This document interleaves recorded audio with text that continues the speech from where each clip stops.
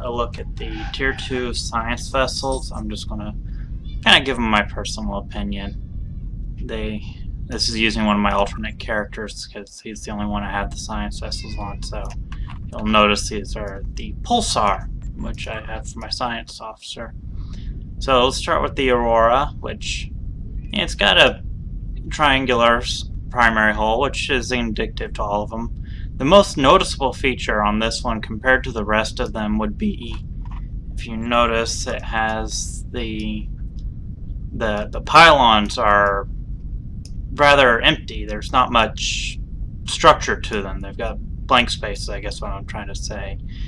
And I mean, it looks nice for this ship, and you can see the torpedo launchers right there. Another nice thing that I tend to like is the level of detail. There's a little weapons hardpoint. There's one. These are either dual beam or torpedo. You usually can tell where they are, what they are based on where they're placed. Torpedo are almost always set up like that. Beam arrays tend to come out of the phaser arrays, which are nice. You got the secondary deflector, your primary deflector, probably based on the aerial shuttle that the Intrepid Voyager was supposed to use. This one looks a bit streamlined, like it's supposed to go into the atmosphere. It's got 2 sets of impulse engines, kind of a... I want to guess that's the bridge right there, kind of recessed. Let's see, T should be top.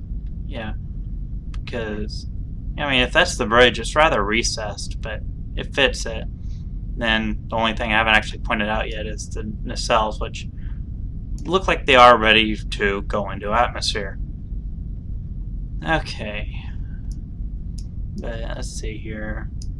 It's a deflector, just make sure I cover everything. Escape pods. And of course, I'm using the default skins it puts anytime you'd select one. So basically, what the game developers think it would look like. Let's see. So there's a few weapons hardpoints there. Those might be the torpedo launchers, considering their positioning, which might make that the dual beam or the. I don't know if these can equip cannons. I think they can cannons, just not heavy cannons. So that might be where those come from. The lateral or ventral, I think. I need to learn my terms. The phaser is right there. Okay, moving on to the Nova, which is the only one that has actually made an appearance in Star Trek. It was in... I think the Voyager episode was called Equinox. It was the another Federation starship Voyager ran into that got flung into the Delta Quadrant by the Caretaker as well. It was severely battered. It's just more of a short-range vessel. Voyager's not really long range, but it was doing better. It's got the aerial shuttle design there, Wave Rider, whatever you want to call it. Your weapons hardpoints along the front, torpedo launchers. Most ships seem to have the torpedo launchers like near the deflector. These don't. Then you've got the aft torpedo launchers in the shuttle bay. There's your impulse drive. The pylons they're pylons. I mean, there's not really that much to say about them. They seem to have little cuts in them right in here. Let's see if I can get a better angle on that. It's about as far in as I can zoom in. You can kind of see them right here. I don't know what that purpose would be.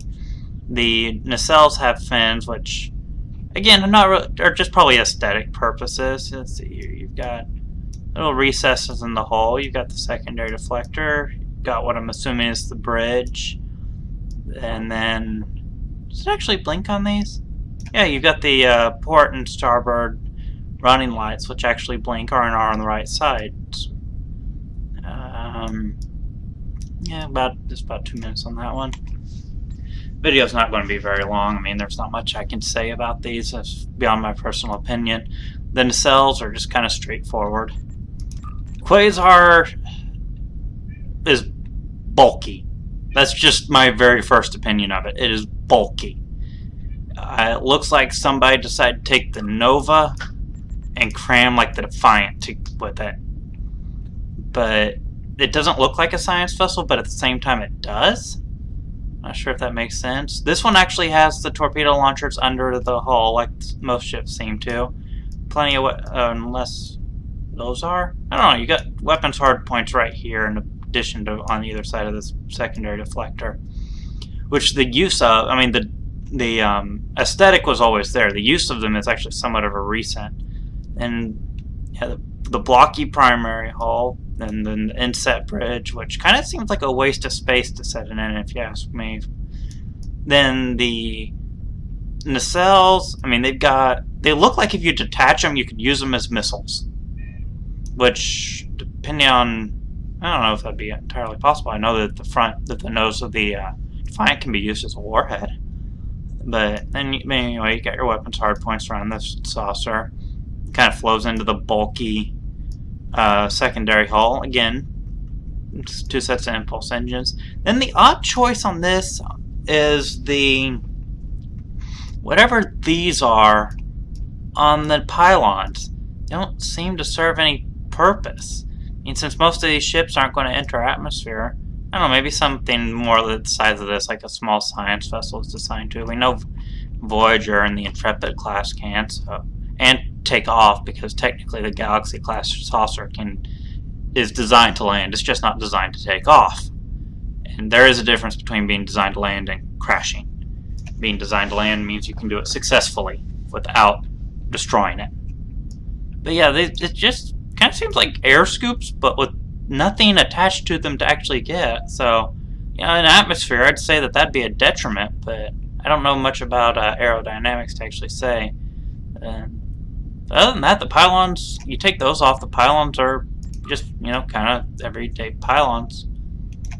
And then, for our last one, we have the Rhode Island variant, which, in one alternate future, I think Harry Kim was given command of it, and what was he doing? I know there was an episode where LaForge was given command of a Galaxy class, but it was an alternate timeline. That was the one where Chakotay and Kim tried to throw Voyager out of the slipstream. And Kim was given command of a Rhode Island class. I remember that much. But it's basically, just before I start pointing out individual features, if you look at it, it's the Nova class. They mostly they changed the hull decals a bit. They changed the part. Looks like they got rid of the little fins off the nacelles, or rather moved them. I'll point that out in a second. Point out my point in a second. And filled in the little cutout at the front, but kept the secondary deflector, which is a lot less prominent and somewhat recessed, I believe. If I'm looking at somewhat recessed compared to all of them. Wrong one. Wanted the Nova for a comparison. Yeah. Then under it, I mean, it has a different looking deflector, but otherwise there's really not much difference between the Rhode Island and the Nova.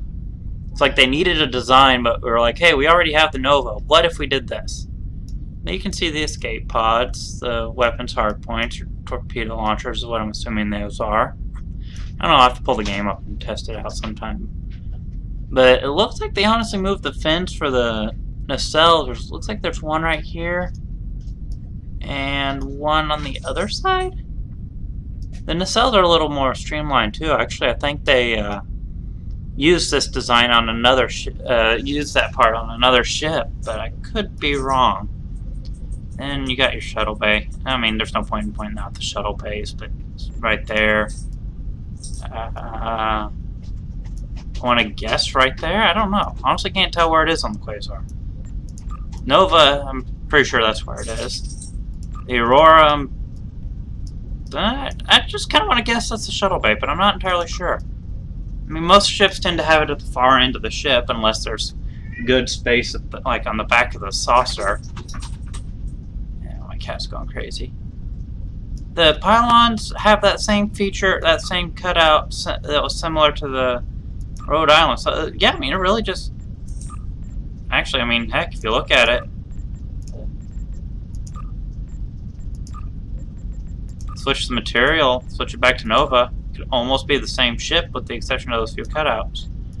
But yeah, I mean, it just looks like they streamlined it a bit. But, I mean, they're short-range science vessels, and I'm sure in universe they do their job fairly well. It looks like the nacelles have a little. I just noticed the nacelles have a little bit of a cutout right here. That, or not. It's the opposite of cutout. Something that sticks out. They have little fins. Fins. I'm just using that word and I couldn't figure it out. Well, anyway, that will do it for this particular episode. I have a poll in the description. I'm trying to decide between either the escorts or the cruisers next. So if you want to vote whenever I get around to doing this type of video again, I'll just take whichever one has the most votes. On Wednesday I did another Grok live stream. If you want to check that out, I'll put a link in the description, I guess, and then feel free to subscribe if you like this kind of video. Thanks for watching.